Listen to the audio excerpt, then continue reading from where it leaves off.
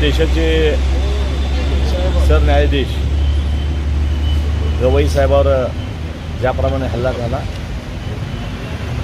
देशाची सुरक्षा, जे सरन्यायाधीश आहे असे लोक सुरक्षित नाहीत, त्यामुळे चिंतेचा या ठिकाणी विषय झालेला आहे.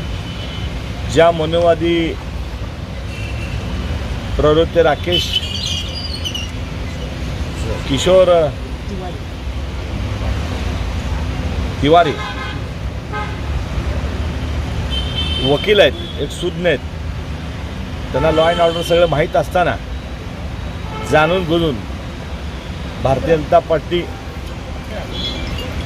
किंवा RSSचा सपोर्ट असल्यासारखं सध्या लोक वागत आहेत. एक भारतीय जनता पार्टीचे नेते त्यागी हे त्यांना सोडवायला काय जातात आणि एवढं होऊन गुन्हा होऊन दाखल होत नाही.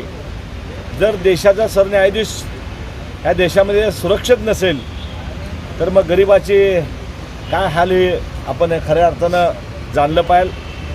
काँग्रेस पक्षाच्या आमच्या खासदार प्रणिती शिंदे यांच्या महाराष्ट्राखाली आम्ही हे आंदोलन केलेलं आहे आणि आत्ता कलेक्टर ऑफिसला निवेदन दिलं आहे.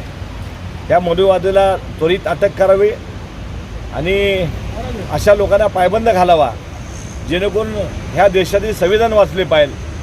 लोकशाही खतऱ्यामध्ये ह्याच्यावरनं दिसत आहे. राष्ट्रद्रोहीचा गुन्हा दाखल करावा अशी या ठिकाणी आत्ता मागणी झालेली आहे.